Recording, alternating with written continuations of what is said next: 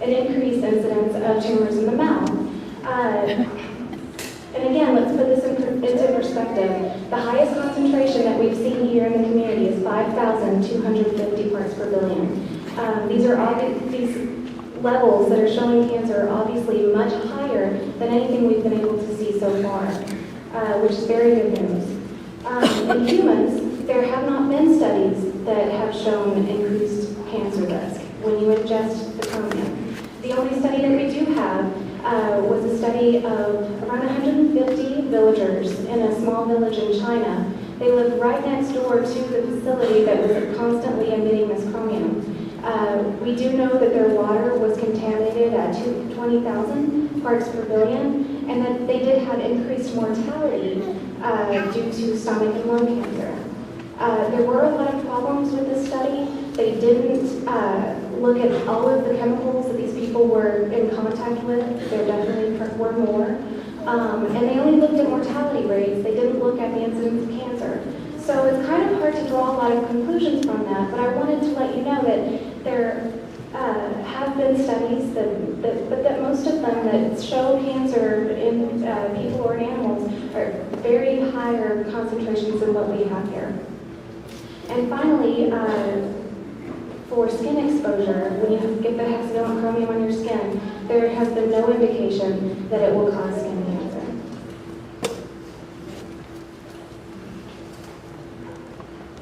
Some other concerns that have come up have been whether or not it is safe to eat fruits or vegetables that have been watered with the hexavalent chromium contaminated water. There's really not a lot of information out there on how plants take up hexavalent chromium. We do know that when plants do take up the chromium, most of it stays down in the root zone. It doesn't come up from there. If it does come up, it'll come up into the stem or into the low-lying leaves. It really doesn't tend to get much higher than that. So there are a few things we can learn from this. We can say that probably your potatoes that are down by the roots would be more likely to take up the hexavalent chromium than with the tomatoes that grow way up here. But really, the only way to make sure is to have your fruits and vegetables tested by a laboratory. And there have been concerns about the effects of hexavalent chromium on your pets and your livestock. Again, there's really not been a lot of information available, but we can reasonably assume that any health effects that your animals would experience would be similar to the things that we as humans would experience. So again, I would urge you to talk to your local veterinarian or even your county extension agent if you have concerns about effects that your pets may be seeing.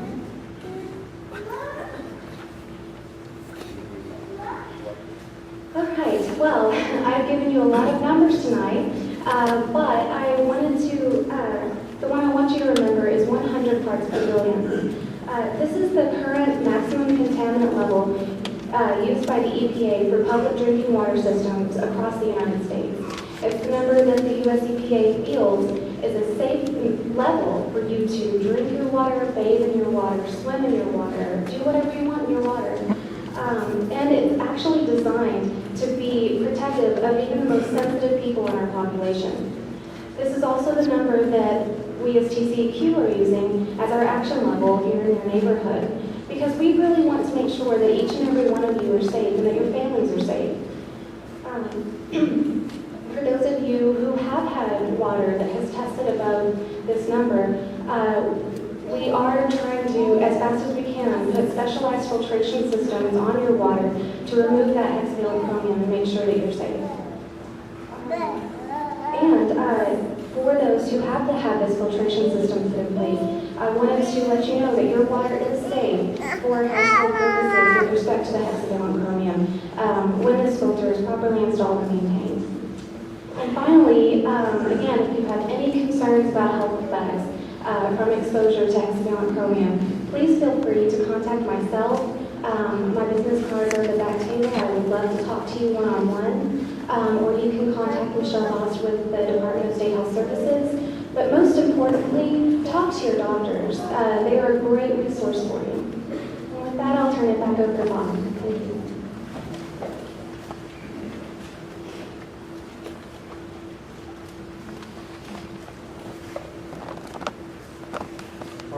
are today. As of May 20th, and we're using May 20th because we needed a cutoff date before we started the presentation. But as of May 20th, we've sampled approximately 80 wells. We've installed, we had hexavalent chromium levels above the MCL on 32 of those wells, and we've installed 31 filters. One of the wells was not plumbed to the house and plumbed to the building. They're currently doing some remodeling, and when that well is plumbed to the building, we'll add a filter into it as well. We've also been sampling for semi-volatile organic compounds and volatile organic compounds, along with petroleum hydrocarbons. We're doing this to see what else may be in the water and determine if there's something in the water that may cause the filters not to work. We've not been able to identify any additional plumes at this time.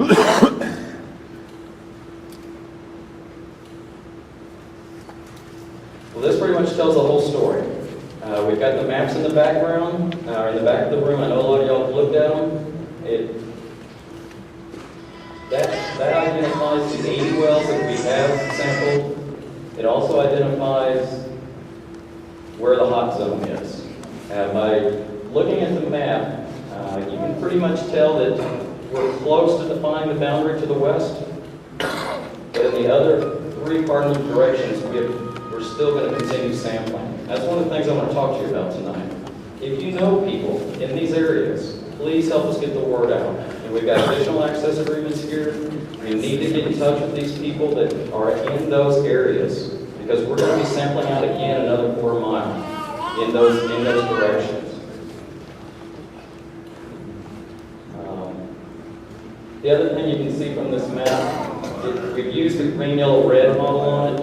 The red is above the MCL. The yellow is an indication that there was a hit on the sample, but it was below the MCL, and green is non-detect.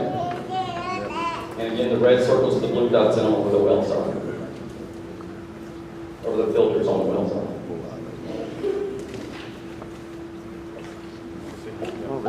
Our next steps. Well, first, we're going to continue sampling the wells that have the filters on them. We're going to start a 2-week sampling plan on those. That's our initial sampling plan. I'm saying initial because that's subject to change. Our sampling protocols usually change as we get more data in, and we're able to adjust to what is needed at the site. So for filters, we're going to start sampling those every 2 weeks to ensure that they're working.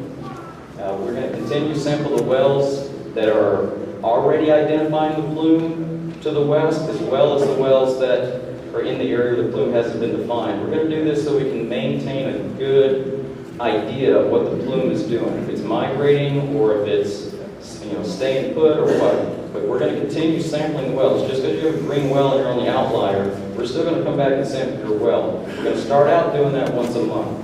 And again, that's subject to change, but that's what we're going to start out doing.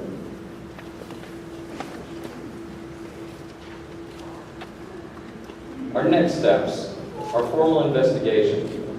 Once again, we're treating this as an emergency action. The number one thing and number one concern that we have is the same concern y'all have right now. It's getting your water safe.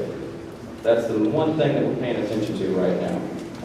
And we're going to continue with that effort and ensure that everybody has, if they have a well that is impacted above the MCLs, we're going to get a filter on the well, and we're going to keep sampling until we find this plume and get it roped in. The next thing we're going to do is start the formal investigation. And with that, what we'll do is, it may entail soil borings and monitor wells. We did actual soil samples, and we put in new monitor wells to try to identify where the plume is in areas where we don't have water wells to tell us where it is. And that will start after we take care of the emergency phase. I want to also mention that the information that we're gathering right now by getting samples from your water wells does tell part of our story. It helps us start to define the plume, so that is part of our ongoing investigation.